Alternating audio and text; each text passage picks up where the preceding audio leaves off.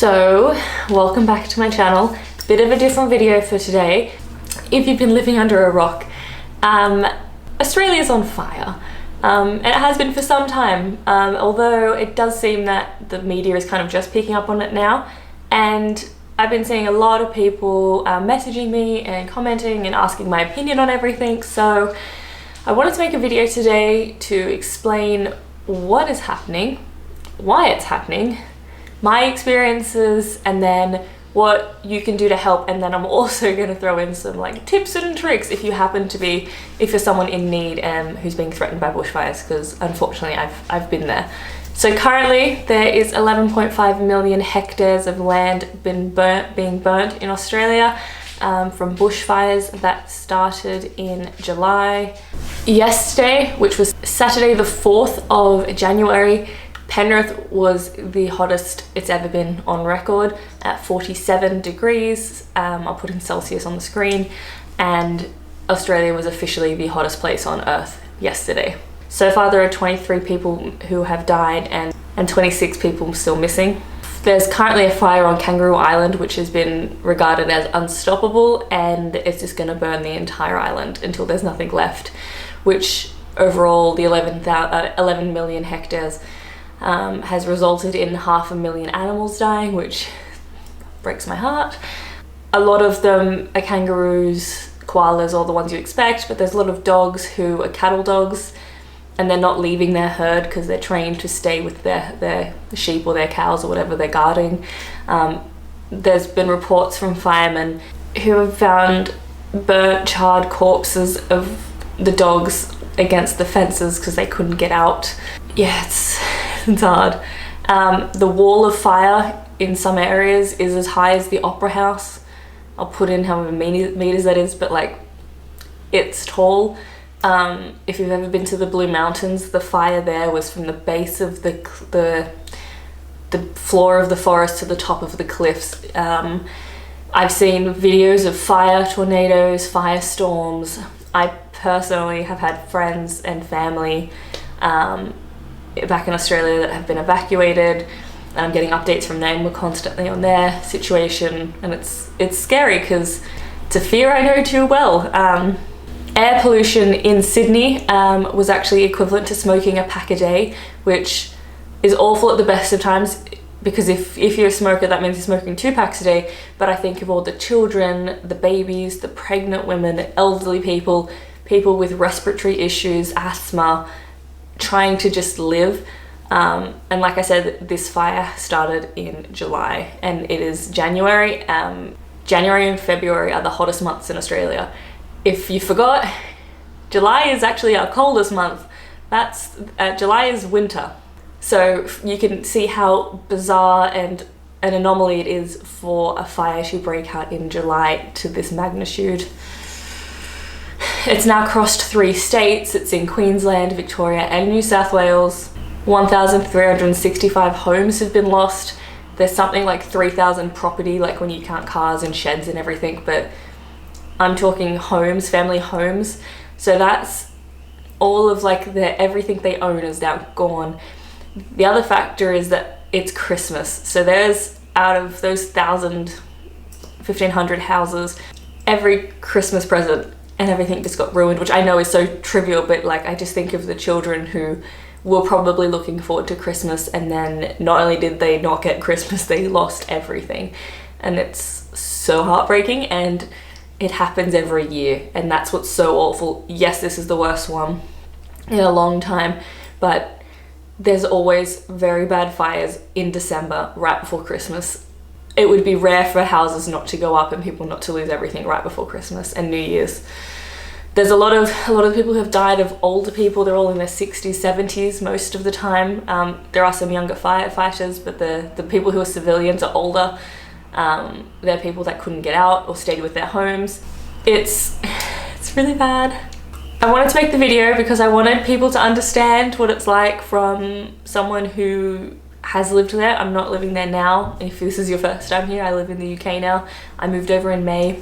Often, since I moved, people would ask, why did you leave Australia? It's so nice, the weather's so nice. And this is a perfect example of why I left. For my experience, I haven't been a part of these major bushfires. They started in July. I left in May. I was fighting fires and being evacuated from my home in December 2018. So what happens, in case I realized since living in the UK that it's not normal knowledge that I have, that's why I wanted to make a video sharing anything I've learnt on how to protect your house, because I've been fortunate that I haven't lost my house. But you go on the RFS website and it tells you where the fires are. It'll be like, watch and act, out of control, etc. Generally, when they're out of control, you've got to watch them. You've got to see where they're going. You have to make sure there's no loose leaves anywhere in your backyard. You have to clear all of your guttering so there's no leaves in there, because they will ignite. Spot fires start, and that's what takes down homes. And so then you'll get text messages saying like the fire front's approaching, blah blah blah. If you're gonna leave, leave now. And then at some point you will get a text saying it's too late to leave, which means you can't get out anymore. So they'll say they recommend you evacuate, and if you do not, you will eventually get a text saying it's too late to leave. And so that's when a lot of the people who stick around to save their houses die, is because they don't leave. And I think that's why a lot of them are retirees, because they're older people who, like, if they lose their house, they've got nothing left. So I would have to fill the suitcases with anything of value. I grabbed my photo albums, I grabbed my hard drive, my laptop, my camera. I grabbed all of my like souvenirs from traveling. Like, I had artwork that I used to have that I put on the walls. I put that in the car. I don't know what else we grabbed. Just, it's hard because you're panicking. You don't know what to grab. You just think, and then later you're like, why did I grab blah blah blah? And then we would get in our car. I'd get the dog, obviously, and we drove out, because where I live on like a peninsula kind of thing, so there's like 2 bridges in and out. If they are blocked, you're trapped. You literally cannot leave. So we left and just got across the bridges, because then we could get out and wouldn't be stuck in there. It's a unique feeling to pack up, have to look at your house, and this is so much worse if you have kids. I cannot even imagine how much harder it is if you have kids, to look at your house and qualify what's worth taking and what's not. Because when you get in that car and you're driving away, you don't know if a house will be there when you get back. You have to accept that there's a chance that it won't be, and that's incredibly hard to understand until you've done it. I've done it 5 times in 4 years. I have done it so many times, it became too easy, and I think that's one of the reasons it made it a lot easier for me to move overseas, because I'd already walked away from everything I owned, accepting that it was gone so many times, traumatically. And then you'll check the RFS site and you'll get text messages, and eventually it'll say it's safe to return, and you have to come back to this burnt out suburb and hope your house isn't the one that's burnt. I've been so lucky that my house hasn't gone down. Ones I had was, I can't quite remember when it was. It would have been January, or it would have been December 2018, 2019, because this is when we kind of knew we were going to move overseas, and we kept saying, because humor's the defense mechanism for me, if the house burns down, we move to England, because I was doing it anyway. And so I know it was then. I also hosted a birthday party for my friend one year, and during the party we noticed the sun is all orange because it's all very smoky. And then we were checking the reports, and they were saying, yeah, no, you have to get out. So when the party ended, I left with the guests. So that was April. And then we did it another year before that. I also lived down in Mittagong, and I've seen photos of Mittagong now, and I think it's mostly gone. It's quite bad. And I did the same thing, packed up my car, drove off. But that was a renting house, so I wasn't as emotionally tied as the Menai houses. And then, since that was 2014, there was a big break where there was no fires. So this increase in fires, this increase in drought, everything that's accumulating into this one event has only happened over the last like 5-6 years.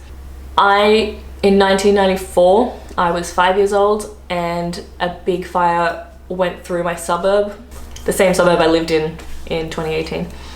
And it went through my suburb. It was literally like across the road, the fire.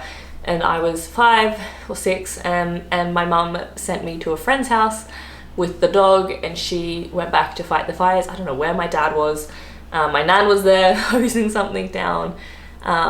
So fires were always quite a common theme in my life. There was a good 10-year period where nothing major happened in New South Wales or Sydney, but still had the Black Saturdays down in Victoria and Queensland, so it's just something I'm so used to. The next question is to, well, why is this happening? Why is it so frequent in the last like 5 to 6 years compared to 1994? It's basically the government, and I don't like to get political, but my country's on fire, so I'm gonna get political. So I'm also not backing either party, so I'm not, if you like, there's no point to come for me for either one because they're both useless. Our Prime Minister is called ScoMo. His name is Scott Morrison. We call him ScoMo. He's an absolute waste of a Prime Minister.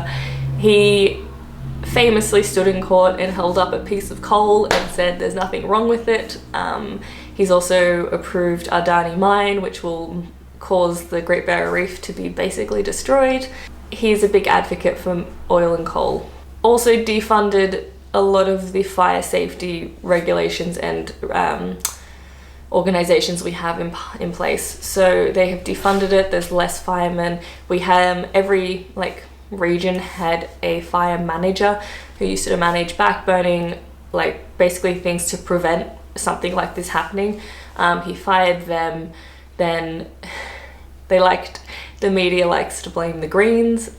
Despite the Greens having never had any real power, they've only ever had one seat, so they can't vote on anything and have no real power. When you need someone to blame the people who want to actually save the earth, not burn it. It doesn't make any sense. All the Greens want is the environment to be safe and the animals to be safe, and none of that is happening, so I don't know why you think it's their prerogative that the country go up in flames. I digress. Everyone I've spoken to who has actually done the forms and understands the processes say the Greens was just paperwork, which is not impossible, it's all about safety. But that's what they're trying to blame, that no one's done it because the paperwork's too bad. Maybe no one's done it because there's no money because you defunded it. So yeah, he defunded it all. Then the country went on fire. Then he went on holidays to Hawaii. And he only came back when people started dying. So two firemen passed away. They were young in their 30s, and they each had a child that was about 1.5 years old. Scott Morrison's response was they were probably Greens voters. I'm paraphrasing, but basically, you don't matter because you weren't going to vote for me, was his response to someone dying. And not even dying, they gave their life to save other people and other people's things. It's just so bad. So then after everything, he has now gone down to some of the towns that have been wiped out. And there's a clip of this woman saying he was just trying to get a photo up basically and shake people's hands to show that he was doing something after the whole Hawaii thing. And a woman said, "I'm not going to shake your hand unless you promise you'll get us help." And he ignored her, said nothing, grabbed her hand and aggressively shook it, and walked away. A pregnant woman asking for help, and he just left. He also went to these towns. He didn't bring anything. He didn't bring water. He didn't bring food. He didn't bring resources. He never did anything for any of the firefighters. The firefighters, so the way Australia works is that we have our RFS team, the normal firefighters, and then we have volunteers who help when it actually flares up in fire season, because it happens a lot. Because the fire started in July, there's all these firefighters, volunteer firefighters who've been doing this for 6 months, and they haven't been able to go to work, they haven't been able to get paid, the governments are not paying them. These people, I've been reading interviews and articles from them, and they say that they've seen all these animals dying because they're not leaving, or they're trapped in their cages, so all the dogs aren't leaving their herd, so they're all charred. And they said it's incredibly distressing for them as well when they're trying their hardest to save someone's house and it goes up in flames in front of them, and then there's nothing they can do, and they're just trying so hard to not ruin someone's life, and they can't, and they feel very powerless and failures. These guys are working 21-hour shifts, if not longer, because they can't stop, because if they stop, people die. All the while, these people are not being paid. The government isn't giving them anything. Telstra is the only one that's given them anything by wiping their phone bill. Like, they deserve so much more than that. The firefighters are the ones dying 95% of the time. It's them and some older people. They're literally putting their life on the line, and the government hasn't even barely said thanks. So it's incredibly painful to see these good people suffer, and often their homes go up because they're away fighting fires elsewhere, or it's just really hard. And nothing will change, because don't worry, Bill Shorten, the opposition leader, went and did a tour of the coal mines with all the coal executives like 3 days ago.